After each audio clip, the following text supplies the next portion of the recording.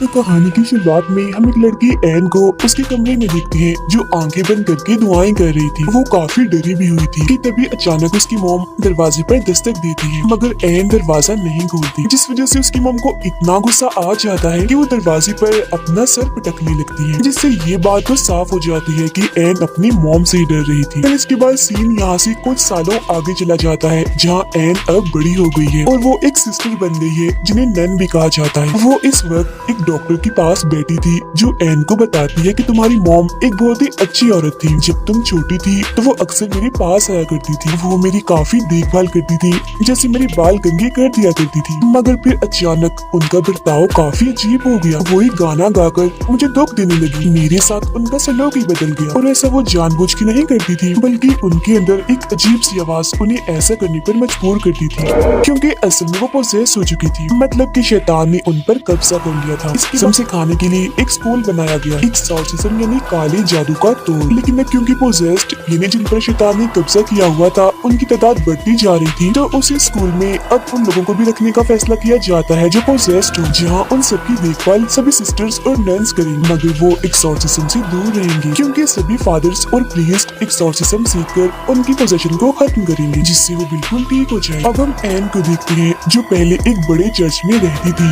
मगर अब वो भी इस स्कूल में आ जाती है। हालांकि वो एक नन है, सिस्टर है, एक्सॉर्सिज्म से उसका कोई लेना देना नहीं है, मगर फिर भी एक्सॉर्सिज्म सीखने में उसकी काफी दिलचस्पी होती है। फिर जब वो क्लास में थी तो वही डॉक्टर जिससे एन बातें कर रही थी वो सबको जादू टोने और इसके तोड़ के बारे में बता रही थी। यहाँ पर कुछ मरीज ऐसे थे जिनका ध्यान एन रख रही थी। कुछ वक्त पहले ही यहाँ एक और मरीज भी आई थी जिसका नाम नेटली था, जो सिर्फ एक 10 साल की बच्ची थी। एन उससे बातें करती है, हंसी मजाक करती है, जिससे वो बच्ची काफी खुश रहती है और एन को वो बहुत पसंद करती है। अब रात को जब एन अपने कमरे में थी तो तभी उसे किसी के पुकारने की आवाज आती है। इसके साथ ही उसे कुछ आहट भी महसूस होती है। वो चेक करने बाहर जाती है, मगर वहाँ कोई भी नहीं था। फिर जब वो मरीजों वाले एरिया में घूम रही थी तो तभी उसे किसी बच्चे की रोने की आवाज आती है, वो भी कई बार। बहुत ज्यादा उसे कुछ भी समझ नहीं आ रही थी कि आखिर ये आवाज आ कहाँ से रही, मगर फिर तभी अचानक उसके सामने नेटली आ जाती है। उसे देख वो थोड़ी हैरान रह जाती है, ये सोचकर कि वो बाहर कैसे आ गई, क्योंकि सारे मरीजों को हमेशा ही उनके कमरों में बंद करके रखा जाता है और सिर्फ 2-3 नन्सी अंदर जाती थी, मगर फिर वो उसे थोड़ी बहुत बात करके दोबारा कमरे के अंदर भेज देती है। वो फिर जब नीचे वाले हिस्से में आ रही थी तो उसे दोबारा से किसी के पुकारने की आवाज सुनाई देती है। तो वो यहाँ इस बारे में सोचने लगती है कि आखिर ये आवाजें मुझे सुनाई क्यों दे रही है, क्योंकि वो दरअसल इन आवाजों को थोड़ा बहुत पहचान चुकी थी। इसके बाद वो क्लास के पास से गुजरती है जहाँ हेड फादर सारे नए फादर्स और प्रीस्ट को क्लास दे रही थी और सभी को एक्सॉर्सिज्म के बारे में बता रही थी। वो यहाँ एक लड़की की वीडियो दिखाते हुए बताते हैं कि ये पोजेस हो गई थी, इस पर एक्सॉर्सिज्म ने काम नहीं किया, जिस वजह से इसकी मौत हो गई, क्योंकि उस पर शैतान का कब्जा बहुत ही ज्यादा गहरा था। अब एन भी आकर चुपके से इस क्लास में बैठ जाती है, क्योंकि उसकी दिलचस्पी तो इस टॉपिक पर पहले ही बहुत थी। फादर उसे देख लेती है मगर कुछ नहीं कहते। आगे फादर बताते हैं कि जब हम किसी इंसान के सामने जाते हैं तो एक तरह से हम किसी जंग के मैदान में आ जाते हैं, इसीलिए हमें पूरा ध्यान रखना पड़ता है और अपने सारे हमले भी बिल्कुल तैयार रखनी पड़ती है। हमें गॉड की कई बातों को हमेशा याद रखना होता है, क्योंकि शैतान और उसके साथी हमारा ध्यान भटकाने की कोशिश करते हैं। अलग अलग चालें चलकर, जाल बिछाकर वो हमें कमजोर करने की कोशिश करते हैं, इसीलिए हमें उनका सामना काफी अच्छे से करना होगा और कुछ भी हो जाए गॉड पर यकीन रखना होगा, क्योंकि तभी हम किसी पोजेस्ड इंसान पर एक्सॉर्सिज्म करके उसे ठीक कर सकते हैं, जो कि बहुत बार नहीं हो पाता और शैतान का शिकार पोजेस्ड इंसान मारा जाता है। फिर इसके बाद एन इसी लड़की की रिकॉर्ड फाइल और रिकॉर्डिंग चेक कर रही होती है, जिसमें उस लड़की ने भी एक आवाज के बारे में बताया था कि वो आवाज मुझे अक्सर सुनाई देती है। अब यही हम एक पुरानी वक्त का सीन देखते हैं जहाँ एन डॉक्टर को बता रही थी कि जब मेरी मॉम पोजेस्ड थी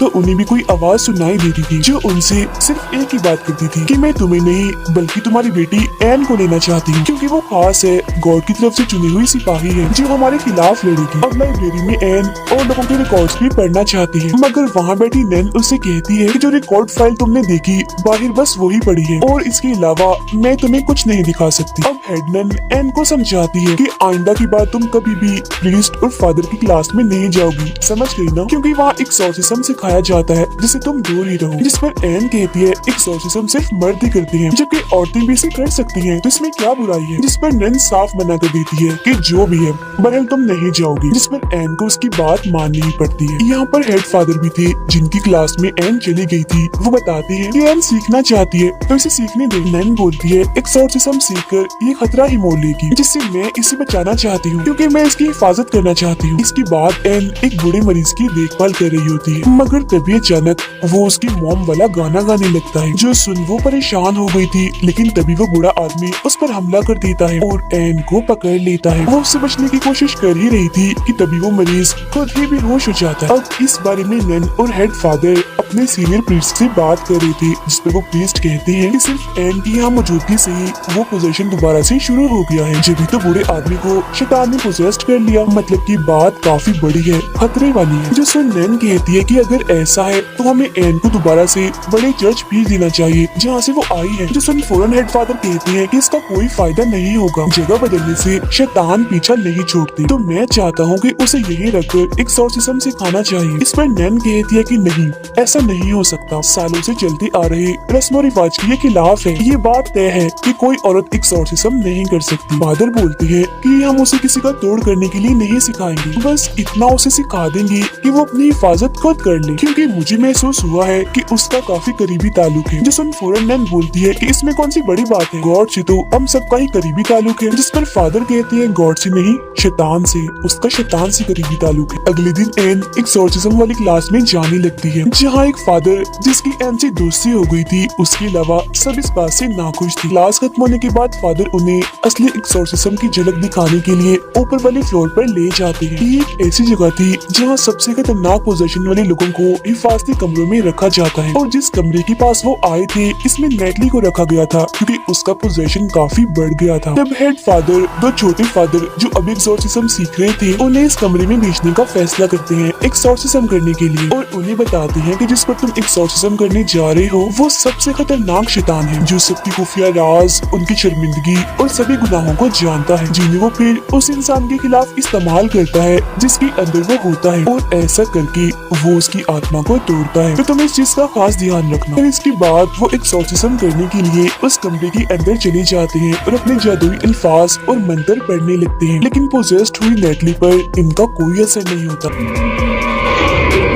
वो अब उल्टा इन्हें ही डराने लगती है और इन पर हमला कर देती है, जिसके बाद वो कूदकर सीधा जाकर छत से लग जाती है। अब इस कमरे की खिड़की के शीशे ऐसे थे जिनसे बाहर का कुछ भी नजर नहीं आता था, जबकि बाहर खड़े लोग अंदर देख सकते। एन बाहर खड़ी ये सब कुछ देख रही थी कि तभी नेटली खिड़की के पास आकर बाहर एन को देखने लगती है, जो जाहिर है इस वजह से मुमकिन हुआ क्योंकि इस वक्त वो शैतान के कब्जे में थी, और वो यहाँ एन को डराने लगती है, जैसे वो अपनी आंखों पर हाथ रख लेती है और उसके हाथों से कीड़े निकलने लगते हैं। फिर वो शैतान एन से कहता है तुम मुझे अपने अंदर आने दो, मतलब कि तुम मुझे खुद को पोसेस्ट करने दो। फौरन ही फादर कमरे के अंदर आ जाते हैं क्योंकि बात अब बस से बाहर हो गई थी, मगर पोसेस्ड नेटली उन पर भी हमला कर देती है, जिसके बाद अब एन अंदर आती है और उससे बात करने लगती है। वो कहती है संभालो खुद को और जल्दी करो, होश में आओ। तब उसकी ये बात नेटली पर असर भी करती है क्योंकि वो फौरन ही होश में आने लगी थी, मगर तभी अचानक उसके अपने ही बाल उसके मुंह में जाने लगते हैं, लेकिन उन बालों को दोनों छोटे फादर्स पकड़ लेते हैं, जबकि हेड फादर फिर अपने मंत्र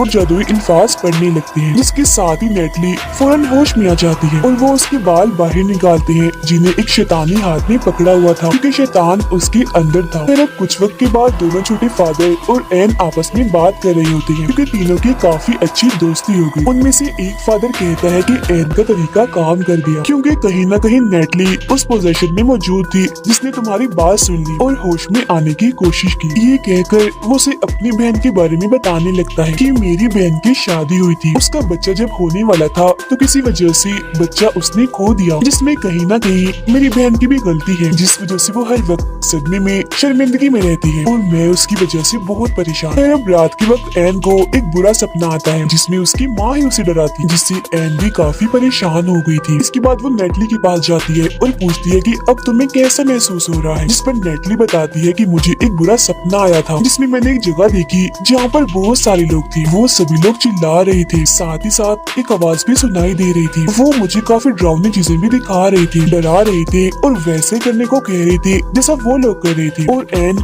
वहाँ मैंने तुम्हें भी देखा, तुम भी चिल्ला रही थी। तो सुन एन थोड़ा और परेशान हो जाती है। और इसके बाद वो अपने नोट्स बना रही होती है कि जब इंसान पोजेस्ड होता है तो उन्हें क्या महसूस होता है, उनके साथ होता क्या। अपने फादर डोज की मदद से वो उन फाइल्स को भी देख लेती है जो देखना मना था, जिससे उसे पता चलता है कि बहुत सारे लोगों की हालत पोजेस्ड होने के बाद सीरियस हो जाती है। हीरो ने एक्सोर्सिज्म वाले इस स्कूल में भेज दिया जाता है।